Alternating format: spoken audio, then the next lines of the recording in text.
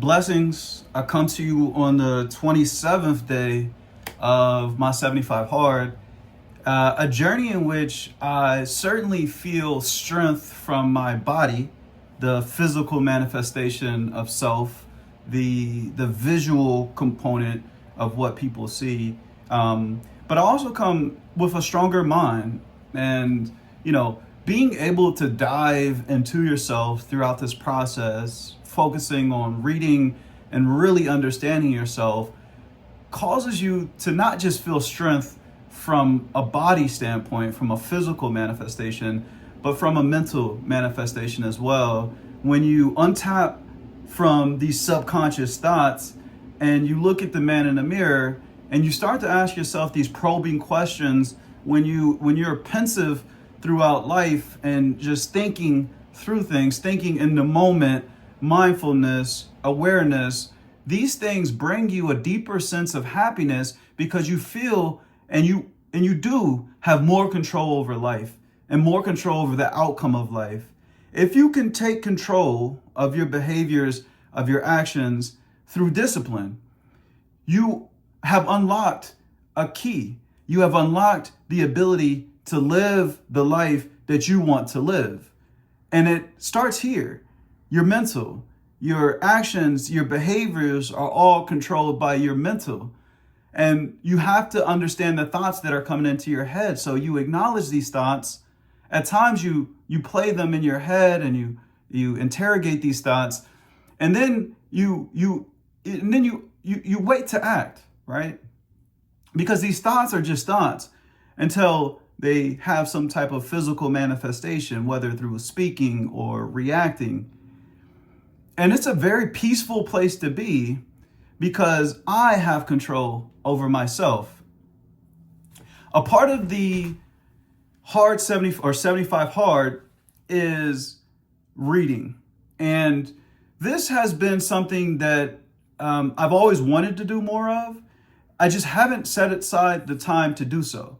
But when you enter into a learned mindset, when you enter into a phase where you understand there is so much work that you need to do on yourself, that the person you feel you are or you thought you were was not in fact the person who you showed up as every day, you need to understand why is there a disconnect, because living in misalignment will not allow for you to reach the goals and aspirations that you have for yourself. You prevent yourself from reaching your blessings. You prevent yourself from reaching your purpose. You don't allow yourself to be fulfilled to the highest order. You're chasing after these physical, external validations that do not align to your purpose. They do not align to the goals that you have set for yourself. And now you have to figure out how to walk in full alignment. If you have your mind pulling this way, your body pulling this way, actions and behaviors saying this, your ideas of your future going this way, then it is a very difficult, chaotic space to be. Yourself is now inflicted with the pain and the confusion and the conflict. Until you find alignment, you will not be able to reach that higher level order, that higher level purpose that you're meant to be here for. Now, one of the books that I picked up was Bell Hooks, All About Love. Great book. And I just wanted to share one passage for you. And she's actually quoting Cornel West on this one. So she says, philosopher Cornel West states that a politics of conversation or of conversion, a politics of conversion restores our sense of hope, calling attention to the pervasive nihilism in our society. He reminds us, nihilism is not overcome by arguments or analysis. It is tamed by love and care. Any disease of the soul must be conquered by turning of one's soul. This turning is done through one's own affirmation of one's worth, an affirmation fueled by the concerns of others. This thought process being that the better I can build myself up, the more I can love on myself, the more I can walk in purpose, the more I can seek fulfillment, the better able I am to show up for others, to care for others, to be honest and empathetic about the fellow citizens, the other members of the human race that walk around this earth. Love is a connective tissue, right? The act of love shows that you care. It shows that you have a heart, right?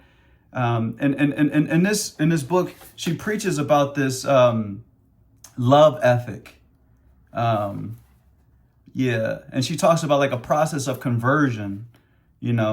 This like love ethic is kind of a principle in which you kind of operate in the way that love is calling you.